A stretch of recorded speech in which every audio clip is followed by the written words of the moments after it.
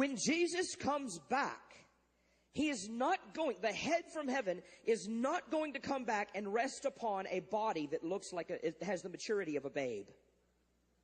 He is not going to come back and rest upon a body that has the maturity of a teenager. It says that we all will grow up into Him who is the head. We'll grow up into such a maturity that the Father will look down from heaven and say, there is a mature, overcoming bride operating in the earth that is operating at the same level of authority, love, power, character that my Son operated in when He walked the earth. And at that time, the Father will say, you can be released. And the head, Jesus, will come down and connect with a fully mature body in the earth. And we will work with Jesus to rule and reign in the millennium. The devil doesn't like this message. He doesn't like this kind of thing. He doesn't like you to be activated. We are to rule, reign, govern, expand, advance, and establish the government of God on the earth. Since the Garden of Eden, the struggle has been, who is going to rule the earth? You are in a war. You do understand that this is about world domination. Jesus intends to take over the world.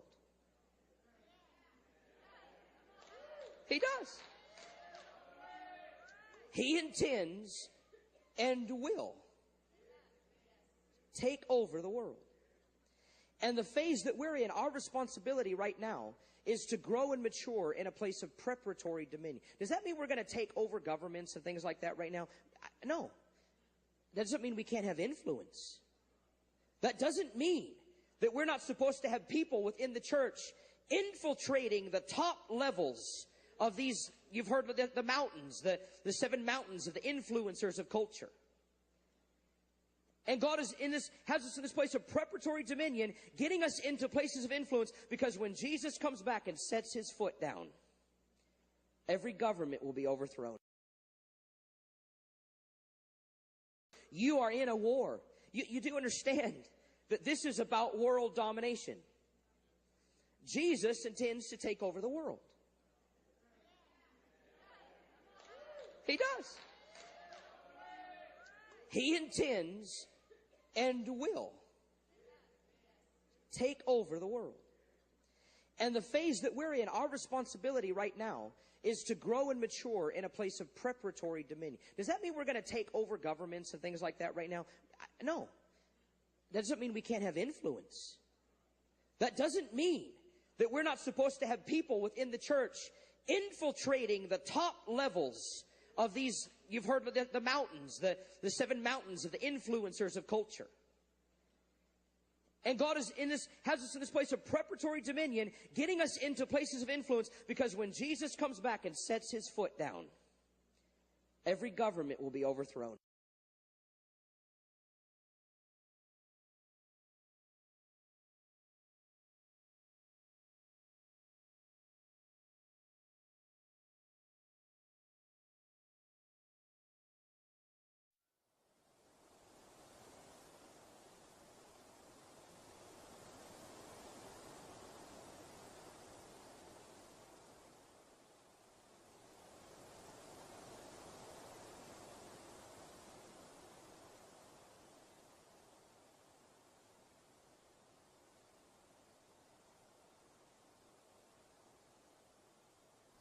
It was August 1975, and the Lord had given me that day a list of things that I had never thought about before. He said, this is the way to reach America and nations for God.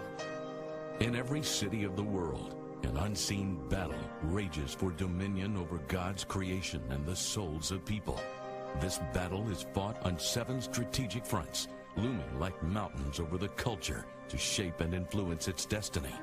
Over the years, the church slowly retreated from its place of influence on these mountains, leaving a void now filled with darkness. When we lose our influence, we lose the culture, and when we lose the culture, we fail to advance the kingdom of God. And now, a generation stands in desperate need. It's time to fight for them and take back these mountains of influence. The mountain of government, where evil is either restrained or endorsed. The mountain of education, where truths or lies about God and His creation are taught. The mountain of media, where information is interpreted through the lens of good or evil. The mountain of arts and entertainment, where values and virtue are celebrated or distorted. The mountain of religion, where people worship God in spirit and truth, or settle for a religious ritual. The mountain of family, where either the blessing or a curse is passed on to successive generations. And the one mountain they all depend on, the mountain that fuels and funds all the other mountains. The mountain of business, where people build for the glory of God or the glory of man, where resources are consecrated for the kingdom of God or captured for the powers of darkness. Those who lead this mountain control what influences our culture. The last 50 years, we've seen the most rapid moral decline in history. The culture we inherited from our forefathers is disintegrating before our eyes. What kind of world are we leaving for our children and grandchildren? As long as the business mountain is held by enemies of the gospel, funding for the other mountains will always be constrained, and any efforts to advance the kingdom of God will be hindered. Imagine God's people reclaiming their cities and government, in the arts and entertainment, in the media, in education, in the family, in religious influence, but only limited by their imagination and not by a lack of finances. It's possible, but first, we must take back the mountain of business. God's move to take this mountain back has already begun. Thousands and thousands of business leaders in every major city across the nation are filling arenas to learn from business leaders and hear the gospel of Christ. 90% of people working in the marketplace believe in God. 78% believe spirituality and business mix. 70% say that because of their faith, they find meaning and purpose in life. There are over 56 million Bible-believing Christians working in the marketplace. A vast army of God waiting to be truly engaged in the battle. Yet this strategic army and battlefront has largely been left ignored by the church. More than 90% of church members do not feel they are being equipped or trained by the church to apply biblical faith in their day-to-day life. The business mountain is so strategic because that is the place of influence. When you look at culture, so much of culture is defined by what happens in business. If we would use the wealth of the world to bless the world, and bless it not only to distribute to the needy that which they need.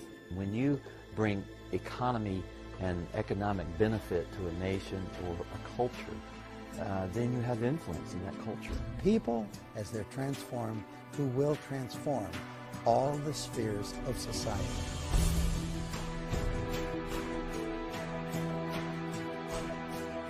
It is time to reclaim the 7 mountains and bring the life of God back into our culture.